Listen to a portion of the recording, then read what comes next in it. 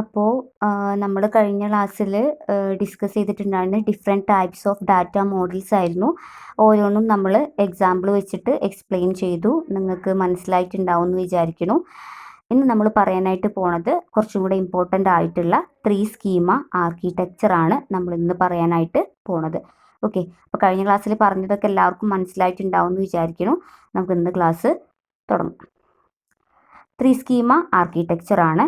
3 schema ആർക്കിടെക്ചറിന് തന്നെ പറയുന്ന മറ്റൊരു പേരാണ് ആൻസി ഓർ സ്പാർക്ക് ആർക്കിടെക്ചർ അല്ലെങ്കിൽ 3 ലെവൽ ആർക്കിടെക്ചർ. ഇങ്ങനെയൊക്കെ പറയാം. 3 സ്കീമ അല്ലെങ്കിൽ 3 ലെവൽ ആർക്കിടെക്ചർ എന്നൊക്കെ പറഞ്ഞാൽ സെയിം തന്നെയാണ്. അപ്പോൾ ഇതെന്തിനാന്ന് വെച്ചാൽ ഈ ഒരു ആർക്കിടെക്ചർ നമ്മുടെ കംപ്ലീറ്റ് ഡാറ്റാബേസിൻ്റെ ഓപ്പറേഷൻസിനെ ഫുള്ള്, അതായത് ആളുകൾ അത് ഉപയോഗിക്കുന്ന മുതൽ അതിൽ എങ്ങനെ ഡാറ്റ സ്റ്റോർ ചെയ്യുന്നത്, അതേപോലെ തന്നെ അതിൽ എങ്ങനെ ലോജിക്ക് വർക്ക് ചെയ്യുന്നു, ഇങ്ങനെയുള്ള എല്ലാ കാര്യങ്ങളെയും ഇൻക്ലൂഡ് ചെയ്തിട്ട് വരച്ചിട്ടുള്ള ഒരു വലിയ ആർക്കിടെക്ചറാണ് നമ്മൾ ഈ പറയുന്ന 3 സ്കീമ ആർക്കിടെക്ചർ.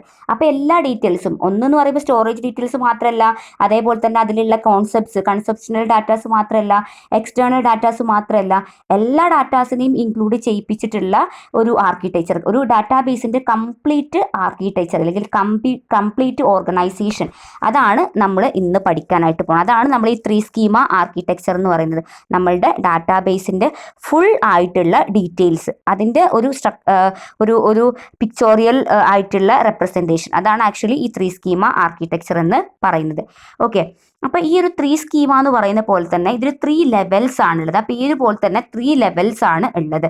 അതിന് 3 ഡിഫറെൻറ്റ് കാറ്റഗറീസിനെ ഉൾക്കൊള്ളുന്നതാണ് ഈ 3 ലെവൽസും. ഓക്കെ, ഈ 3 ലെവൽസ് ഇതിൽ വരുന്നത് കൊണ്ടാണ് നമ്മൾ ഈ ഒരു ഡാറ്റാബേസിൻ്റെ ഈ ഒരു ആർക്കിടെക്ചറിനെ 3 സ്കീമ ആർക്കിടെക്ചർ എന്ന് പറയാനായിട്ടുള്ള കാരണം. അപ്പോൾ ഏതൊക്കെയാണ് ആ 3 ലെവൽസ് എന്ന് ഞാൻ പറഞ്ഞുതരാം. എൻ്റെ ഒരു ആർക്കിടെക്ചറാണ് ഞാൻ നിങ്ങളിപ്പോൾ ഈ കണ്ടുകൊണ്ടിരിക്കുന്നത്. 3 ലെവൽസ് ആയിട്ടാണ്. ഒന്ന് internal level, conceptional level and external level. Okay, internal level, conceptional level and external level. തൊട്ട് ഏറ്റവും താഴെ എന്തുണ്ട്? ഡാറ്റാബേസ് ഉണ്ട്. അപ്പോൾ ഡാറ്റാബേസിന് നിയറസ്റ്റ് ആയിട്ട് വരുന്ന ലെവലാണ് ഇൻറ്റേർണൽ ലെവൽ, വിച്ച് മീൻസ് നമ്മളുടെ ഡാറ്റാബേസിൽ എന്ത് ഫോർമാറ്റിലാണ് ഡാറ്റാസിനെ സ്റ്റോർ ചെയ്തിട്ടുള്ളത് ആ ഡീറ്റെയിൽസ് ഒക്കെ കാണിക്കുന്ന ലെവലാണ് ഇൻറ്റേർണൽ ലെവൽ എന്ന് പറഞ്ഞാൽ. ഓക്കെ, അപ്പോൾ ഈ ഇൻറ്റേർണൽ ലെവൽ ഒരിക്കലും പുറത്തുള്ള ആളുകൾക്ക് വല്ലാതെ പെട്ടെന്നൊന്നും മനസ്സിലാക്കിയെടുക്കാനായിട്ട് സാധിക്കില്ല. അപ്പോൾ വളരെ കോംപ്ലിക്കേറ്റഡ് ആയിട്ട് ഡാറ്റാബേസുമായിട്ട് നിയറസ്റ്റ് ആയിട്ടുള്ള ലെവലാണ് ഇൻറ്റേർണൽ ലെവൽ എന്ന് പറഞ്ഞിട്ടുണ്ടെങ്കിൽ, ഇൻറ്റേർണൽ ലെവലിൽ അവർ ആ ഒരു ഡയഗ്രത്തിൽ അവർ കാണിക്കുന്നത് എങ്ങനെയൊക്കെയാണ് നമ്മളുടെ ഡാറ്റാസ്, എന്തൊക്കെ ഫയലായിട്ടാണോ റെക്കോർഡ്സ് ആയിട്ടാണോ, എങ്ങനെയാണ് നമ്മളുടെ എന്താ പറയുക ഡാറ്റാബേസിൽ ഏത് സ്റ്റോറേജ് മീഡിയത്തിലാണ് സ്റ്റോർ ചെയ്തിട്ടുള്ളത്. അപ്പോൾ സ്റ്റോറേജ് ഡീറ്റെയിൽസിന് മാത്രം ഇമ്പോർട്ടൻസ് കൊടുത്തിട്ടുള്ള ലെവലാണ് ഇൻറ്റേർണൽ ലെവൽ. അപ്പോൾ ആ ഇൻറ്റേർണൽ ലെവലിനെ മാത്രം സ്ട്രക്ചറൈസ് ചെയ്യാൻ വേണ്ടി നമുക്ക് ഇൻറ്റേർണൽ സ്കീമാസ് ഉപയോഗിക്കാം എന്ന് പറയുന്നുണ്ട്. ഇന്റേണലിൻ്റെ തൊട്ട് ഹയർ ആയിട്ട് വരുന്ന ലെവലാണ് കൺസെപ്ഷണൽ ലെവൽ. ഇവിടെ എന്ന് പറഞ്ഞാൽ ഡാറ്റ സ്റ്റോറേജിനല്ല ഇമ്പോർട്ടൻസ്, എന്തൊക്കെ കോൺസെപ്റ്റ്സ് ആണ്, അതായത് ഏതൊക്കെ ടേബിൾ ആണുള്ളത് നമ്മുടെ ഡാറ്റാബേസിൽ, ആ ടേബിൾസ് തമ്മിൽ എങ്ങനെ ബന്ധപ്പെട്ട് കിടക്കുന്നു, ആ ടേബിൾസിൽ ഏതാണ് പ്രൈമറി കീ, ഏതാണ് ഫോറിൻ കീ, ഏതൊക്കെ ടേബിൾസുകൾ തമ്മിൽ ജോയിൻസ് വരുന്നുണ്ട്, അത്തരത്തിൽ കുറച്ചും കൂടെ ലോജിക്കിന് ഇമ്പോർട്ടൻസ് കൊടുത്തിട്ടുള്ള ലെവലാണ് കൺസെപ്ഷണൽ ലെവൽ എന്ന് പറയുന്നത്. ഓക്കെ, ഇത്തരത്തിലുള്ള കൺസെപ്ഷൻ ലെവലിനെ നമുക്ക് കുറച്ചും കൂടെ നന്നായിട്ട് പിക്ചറൈസ് ചെയ്യണമെങ്കിൽ നമുക്ക് കൺസെപ്ഷണൽ സ്കീം യൂസ് ചെയ്തുകൊണ്ട് കുറച്ചും കൂടെ നന്നായിട്ട് നമുക്ക് പിക്ചറൈസ് ചെയ്യാനായിട്ട് പറ്റും. ഈ ഒരു കൺസെപ്ഷൻ ലെവലിനും ഇന്റേണൽ ലെവലിനും ഇടയിൽ നിങ്ങൾ ഇവിടെ കണ്ടിട്ടുണ്ടായിരിക്കും കൺസെപ്ഷ്യൽ ഓർ ഇന്റേണൽ മാപ്പിംഗ് എന്ന് പറഞ്ഞാൽ, അതായത് ഇത് രണ്ടും തമ്മിലുള്ള കമ്മ്യൂണിക്കേഷനെയാണ് നമ്മൾ ഈ ഒരു മാപ്പിംഗ് കൊണ്ട് ഉദ്ദേശിക്കുന്നത്. ഈ ഇന്റേണൽ ലെവലും കൺസെപ്ഷണൽ ലെവലും തമ്മിൽ കമ്മ്യൂണിക്കേറ്റ് ചെയ്യുന്നത് കൊണ്ട് മാത്രമാണ് നമ്മുടെ ഈ ഡാറ്റാബേസിലുള്ള ഡാറ്റാസ് ഒക്കെ പുറത്തുള്ള ആളുകൾക്ക് വിസിബിൾ ആക്കാനായിട്ട് പറ്റുന്നത്. ഈ 2 ലെവൽസും തമ്മിൽ എന്ത് ചെയ്യുന്നുണ്ട്? നല്ല ഒരു കമ്മ്യൂണിക്കേഷൻ വരുന്നുണ്ട്. ഇതിനെ നമ്മൾ മാപ്പിംഗ് എന്നാണ് പറയുന്നത്. ഈ കൺസെപ്ഷനും ഇന്റേണലും ഉള്ള കമ്മ്യൂണിക്കേഷൻ ആയതുകൊണ്ട് അതിനെ നമ്മൾ കൺസെപ്ഷണൽ ഓർ ഇന്റേണൽ മാപ്പിംഗ് എന്നാണ് പറയുന്നത്. ഓക്കെ, അതാണ് 2ാമത്തെ ലെവൽ. 3ാമത്തെ ലെവലാണ് എക്സ്റ്റേണൽ ലെവൽ, വിച്ച് മീൻസ് നമ്മൾ ഡാറ്റാബേസ് ഉപയോഗിക്കുന്ന പ്രോഗ്രാമേഴ്സ് ഉണ്ടല്ലോ, അല്ലെങ്കിൽ പുറത്ത് ഉള്ള ആളുകൾ ആക്സസ് ചെയ്യുന്ന ആൾക്കാരുണ്ടല്ലോ, അവരൊക്കെ എക്സ്റ്റേണൽ ലെവലിലാണ് വരുന്നത്. അതാണ് എക്സ്റ്റേണൽ ലെവൽ 1, 2 ഇനി എക്സെട്ര അപ് ടു ഒരുപാട് ആൾക്കാർ വരും. അവരൊക്കെ ഉള്ളത് എക്സ്റ്റേണൽ ലെവൽ, 3rd ലെവലിലാണ്. അവർക്ക് ഡാറ്റാബേസുമായിട്ട് ഒത്തിരി അവർക്ക് ഒരു ഡിസ്റ്റൻ്റ് ആണ്, അവർക്ക് ഒരുപാട് കാര്യങ്ങളൊന്നും അറിയില്ല, ജസ്റ്റ് ഒരു എക്സ്റ്റേണൽ വ്യൂ ആണ്. അപ്പോൾ ഈ എക്സ്റ്റേണൽ എപ്പോഴും ലിങ്ക് ചെയ്ത് കിടക്കുന്നത് കൺസെപ്ഷണൽ ലെവലുമായിട്ടാണ്. ഓക്കെ, അതുകൊണ്ട് തന്നെ അവർ തമ്മിലുള്ള ആ ഒരു റിലേഷൻ നമ്മൾ എക്സ്റ്റേണൽ കൺസെപ്ഷണൽ മാപ്പിംഗ് എന്നാണ് പറയുന്നത്. കാരണം എക്സ്റ്റേണൽ ലെവലും കൺസെപ്ഷണൽ ലെവലും തമ്മിലുള്ള മാപ്പിംഗ് ആണ്, റിലേഷൻ ആണ്. അതുകൊണ്ട് തന്നെ എക്സ്റ്റേണൽ ഓർ കൺസെപ്ഷണൽ മാപ്പിംഗ് എന്ന് പറയുന്നു. ഇത്തരത്തിലുള്ള എക്സ്റ്റേണൽ ലെവലുകൾ, അതായത് എക്സ്റ്റേണൽ ആളുകൾ തമ്മിലുള്ള ഡാറ്റാബേസുമായിട്ടുള്ള ആ ഒരു ഇന്ററാക്ഷന്റെ ആ ഒരു ഫേസിനെ നമുക്ക് നന്നായിട്ട് പിക്ചറൈസ് ചെയ്യാൻ വേണ്ടി നമുക്ക് എക്സ്റ്റേണൽ സ്കീം ഉപയോഗിക്കാം എന്ന് ഇവർ പറയുന്നുണ്ട്. ഓക്കെ, അപ്പൊ ഇതിപ്പോ സിമ്പിൾ ആയിട്ട് ഇങ്ങനെയാണ്. എക്സ്റ്റേണൽ ലെവൽ ഇപ്പൊ നമ്മളാണ്, ഞാൻ എന്ത് ചെയ്യുന്നു, നമ്മുടെ ഡാറ്റാബേസിൽ നിന്നും ഡാറ്റാസിനെ ആക്സസ് ചെയ്യുന്നു. ഇപ്പൊ ഞാൻ ATM ഇട്ടിട്ട് ഞാൻ ATM മെഷീനിൽ ഞാൻ കാർഡ് ഇട്ടിട്ട് പൈസ വിഡ്രോ ചെയ്യുകയാണെങ്കിൽ ഇവിടെ എക്സ്റ്റേണൽ ലെവൽ നമ്മളാണ്. ദെൻ എന്റെ ടേബിളിലോട്ട് പോണു, അതായത് എനിക്കൊരു അക്കൗണ്ടിന്റെ ഡീറ്റെയിൽസിൽ ഒരു ടേബിൾ ഉണ്ടായിരിക്കുമല്ലോ ഡാറ്റാബേസ്, അതാണ് കൺസെപ്ഷൻ ലെവൽ. ദെൻ അത് ഇരിക്കുന്ന അവരുടെ ആ ഡാറ്റാബേസിൽ ഏതെങ്കിലും ഒരു മെമ്മറിയിലായിരിക്കും അത് സ്റ്റോർ ചെയ്തിട്ടുണ്ടായിരിക്കുക, അതാണ് ഇന്റേണൽ ലെവൽ. അപ്പൊ ആ സ്റ്റോറേജ് മീഡിയത്തിൽ പോയി എന്റെ ടേബിളിൽ നിന്നും ഡാറ്റ എനിക്ക് വിസിബിൾ ആക്കി തരുന്നു. അതാണ് ഈ ഒരു ഫ്ലോ എന്ന് പറഞ്ഞാൽ, external to conceptual to internal level, then internal എന്താ പറയുക കൺസെപ്ഷണൽ എക്സ്റ്റേണൽ, തിരിച്ച് നമുക്ക് റിസൾട്ട് കിട്ടുന്നത്.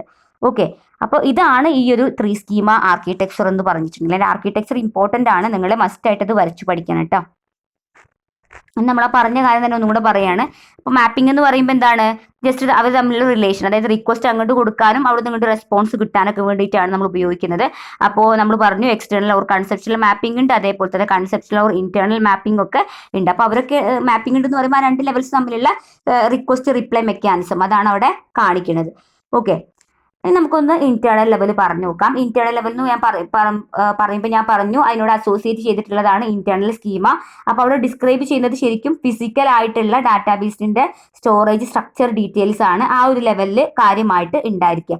ഓക്കെ, അവിടെ നമ്മൾ ഉപയോഗിക്കുന്ന ഇന്റേണൽ സ്കീമിനെ നമുക്ക് ഫിസിക്കൽ സ്കീമ എന്നും പറയാം. നമ്മൾ പറഞ്ഞിട്ടുണ്ട് അല്ലെ, ഫിസിക്കൽ സ്കീമ എന്ന് പറഞ്ഞാൽ എന്താണ്, സ്റ്റോറേജ് റെപ്രസെന്റേഷൻ തന്നെയാണ് ഫിസിക്കൽ സ്കീമ ഉപയോഗിക്കുന്നത് അല്ലെ.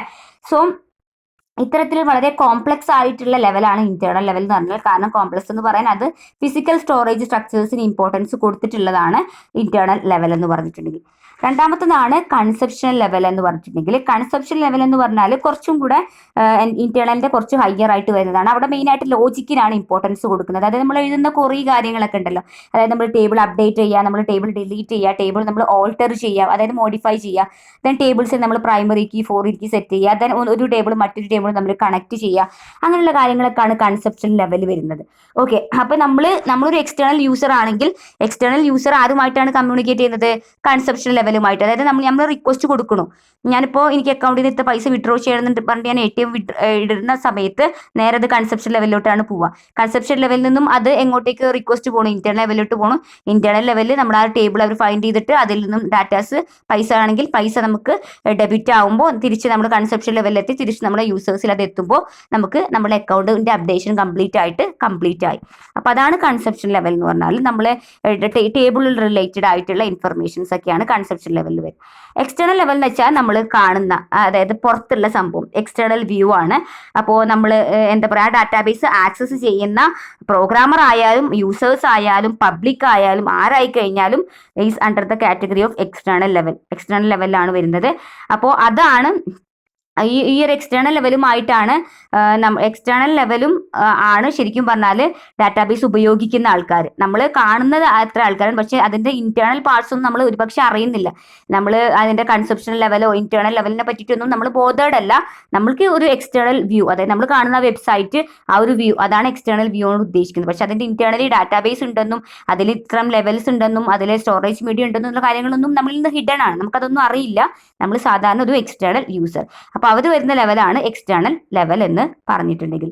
ഓക്കെ, അപ്പോൾ ഇത്രയാണ് നമ്മളിന്ന് പറയുന്നത്. ഞാൻ ഇന്ന് ഡാറ്റ ഇൻഡിപെൻഡൻസ് എന്ന് പറയുന്ന ടോപ്പിക് കൂടെ എടുക്കുന്നില്ല, കാരണം ഇന്ന് നമ്മൾ എടുത്തിട്ടുള്ള ഒരു ടോപ്പിക് അത്യാവശ്യം നല്ല ഇമ്പോർട്ടൻ്റ് ആയിട്ടുള്ള ടോപ്പിക്കാണ്. അപ്പോൾ നിങ്ങൾ ഈ ഒരു ആർക്കിടെക്ചർ വെച്ചിട്ട് ഡിഫറെൻറ്റ് എക്സാമ്പിൾസ് നിങ്ങൾ സ്വയം പറഞ്ഞു നോക്കുക. ഇപ്പം ഞാൻ ബാങ്കിൻ്റെത് പറഞ്ഞു, ഇന്നിപ്പോൾ വേറെ നിങ്ങൾ റിസൾട്ട് നോക്കുന്നതാണ് യൂണിവേഴ്സിറ്റി സൈറ്റിലൂടെ ആണെങ്കിലും നിങ്ങൾ എക്സ്റ്റേണൽ ലെവലിലൂടെ നിങ്ങളുടെ ടേബിൾ, നിങ്ങളൊരു സ്റ്റുഡൻറ്റ്, നിങ്ങൾക്ക് രജിസ്റ്റർ നമ്പർ ഉണ്ടെങ്കിൽ നിങ്ങൾക്ക് അവരുടെ ഒരു ടേബിൾ അവർ കീപ്പ് ചെയ്തിട്ടുണ്ടായിരിക്കും നമ്മുടെ യൂണിവേഴ്സിറ്റി വെബ്സൈറ്റിൽ. സോ അതാണ് കൺസെപ്ഷൻ ലെവലിൽ വരുന്നത്. ദെൻ അതിനൊരു പെർട്ടിക്കുലർ സ്പേസ് ഉണ്ടായിരിക്കും ഇന്റേണൽ ലെവൽ. ദെൻ അവിടെ വന്നിട്ട് ആ ഡാറ്റ എടുത്തിട്ടാണ് നമുക്ക് തിരിച്ചത് നമുക്ക് എക്സ്റ്റേണൽ ലെവലിലോട്ട് അവർ എത്തിച്ചു തരുന്നത്. ഓക്കെ, അപ്പോൾ ആ ഒരു 3 സ്കീമ 3 ലെവൽസിലൂടെയാണ് ശരിക്കും നമ്മളൊരു ഡാറ്റാ ബേസിന്റെ കംപ്ലീറ്റ് ആർക്കിടെക്ചർ പറയാനായിട്ട് പറ്റുള്ളൂ. അതിനെയാണ് നമ്മൾ 3 സ്കീമ ആർക്കിടെക്ചർ എന്ന് പറയുന്നത്. ഓക്കെ, അപ്പോൾ നമ്മൾ ഇന്ന് പറഞ്ഞ പോർഷൻസ് എല്ലാവർക്കും മനസ്സിലായിട്ടുണ്ടാവും എന്ന് വിചാരിക്കുന്നു. നന്നായിട്ട് നിങ്ങൾ എക്സാമ്പിൾ വെച്ചിട്ട് സ്വയം പറഞ്ഞു നോക്കാം. നിങ്ങൾക്ക് ഇഷ്ടമുള്ള എക്സാമ്പിൾ വെച്ചിട്ട് ഇതിനെ എസ്റ്റാബ്ലിഷ് ചെയ്യാനായിട്ട് പറ്റൂ കേട്ടോ. അപ്പോൾ നമുക്ക് ബാക്കി അടുത്ത ക്ലാസ്സിൽ ഡിസ്കസ് ചെയ്യാം. ഓക്കെ.